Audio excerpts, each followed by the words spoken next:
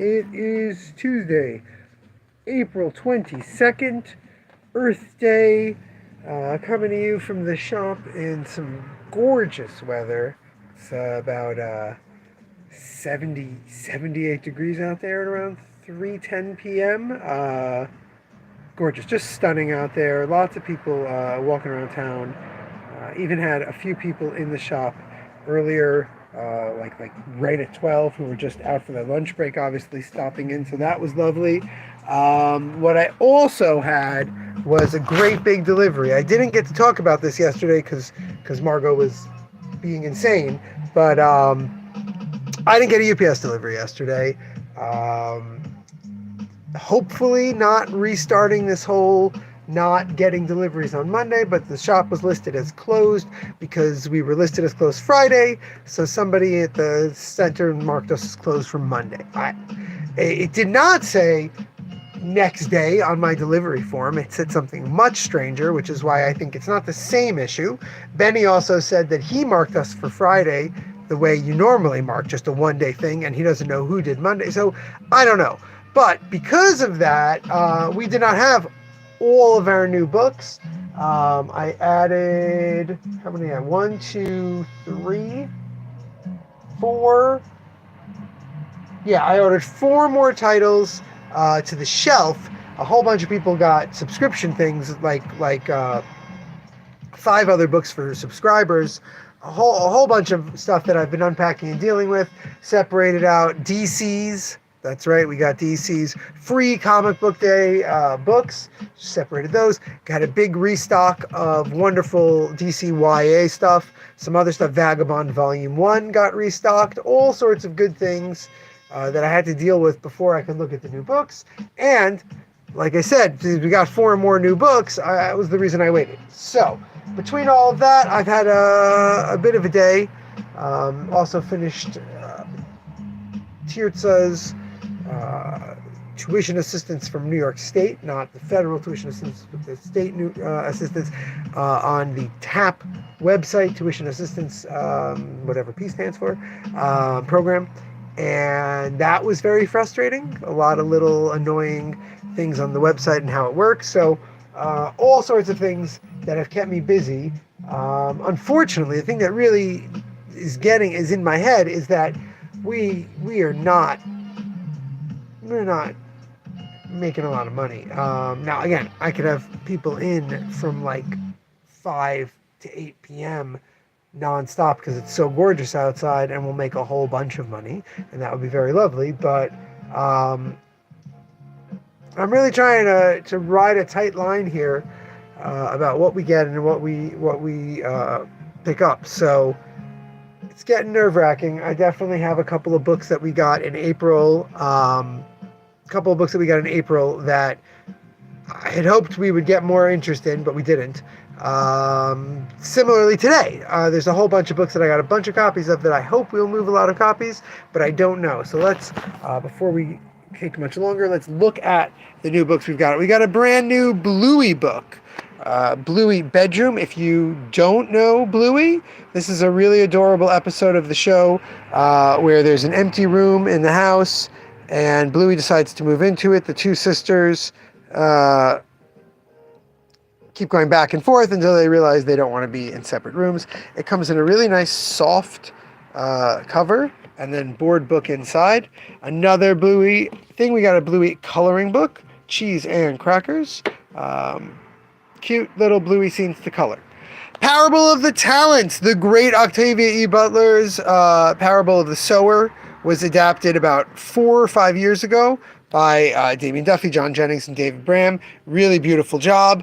Second volume is finally out. We did just restock Parable of the Sower, so we've got that in softcover, and Parable of the Talents in hardcover. But this is where it gets interesting. So much great stuff coming out, and once again, we have very little. Band Nerd is a really, I don't want to say it's powerful, because I think it's beautiful, but I don't think it's trying to really be super intense about a young girl who is switched to an arts middle school and is trying to succeed there while dealing with her dad's alcoholism. Really well done middle grade book that deals with a serious issue. in a great way. It's about Lucy. It's about the main character a lot more than it's about the things that she deals with, and therefore I think it's a really fun book. Brella and the Bear. This is a modern retelling of Beauty and the Beast, where a bookish nerd falls for the big sports star. Really beautiful art. I really enjoyed the art in this when I read through the preview, and I hope that it will be beloved, but I don't think anyone's heard of it before now. We've got DC's finest, Superman Family. This is all Jimmy Olsen and other Superman Family stuff from the 50s and 60s when the stuff got very, very silly. Like I keep explaining, the DC's finest take not necessarily long out of print, but specifically strange and not often reprinted DC stuff and give it a nice format. We've got the second of these big, fat 2-volume Gunner Creek Court books. I think we've got one left of volume 1. I may have sold out of it, but really, Gunner Creek Court, you can just go to gunnercreekcourt.com and read it online, or you can get these lovely books. We've got a whole slew of manga. The latest To Your Eternity, one of my favorite mangas. The latest Shangri-la Frontier. That's right, Joe. You've got a Shangri-la Frontier waiting for you. Very, very, very excited for this volume because it did leave, as I've been telling people, on quite a cliffhanger. We've got Wash It All Away, a really cute romance that takes place at a laundromat. And we've got Shuzo Oshimi's new Toxic Daughter Chi-chan. This is a Oshimi story made to be a film, now turned into a graphic novel. My understanding is Chi-chan was made by Oshimi to be a horror movie, and then they've adapted it into manga. So it's a little bit different than your regular Oshimi, which is often about experimentation with the page or with pacing. So that's going to be a fun read. Lastly, in manga, we've got the Blue Lock coloring book. Everyone's favorite Battle Royale soccer series gets a coloring book. Last 4 books. Godzilla Library Volume 4. The IDW Godzilla Library is so smart. What they do in Godzilla Library is that they take famous Godzilla stories and publish them chronologically. So the 4th volume has the infamous, well-known Rulers of the Earth series, first 12 issues. So that's 12 issues of a classic Godzilla series, all in one nice format. We've got the latest Sonic the Hedgehog volume by Ian Flynn, volume 18. Then we've got Time Waits by David Brothers, Chip Zdarsky and Marcus Toe, a distillery book that is your classic ex-secret agent trying to live a quiet life, gets pulled back in by everyone coming to get him. Turns out there's a whole conspiracy against him. He's got to take him down. The real difference for this, the only thing that really makes this unique is that the people who are taking him down, it is a wet ops team for time travel, time loopers, and things like that, and he is one of the best, but he's retired. Lastly, and not leastly, we have our good friends Living the Lines, second Eric Creek book. Eric Creek is a European illustrator who loves his super dark inky line. That might actually be their 3rd book with him. But if you like Charles Burns style horror, if you like man versus nature in a really slow creeping story, The Pit is definitely for you. So those are our 16 new books. We've got restocks like The Power Fantasy and Transformers Volume 2 here. I was told Transformers Volume 1 was back in stock, but it did not ship it to us. We also restocked, like I said, the new Vagabond special edition, because we've got a bunch of number 2 sitting there, and a whole bunch of DC young adult stuff. Galaxy, the Prettiest Star, which is an amazing series about alien and otherness. Under the Moon, Superman Smashes the Klan, which is a fantastic graphic novel by the great Gene Yang and Guhiru. 2 fantastic Harley Quinn books, and all sorts of great stuff. Again, I'm still not doing big restocks.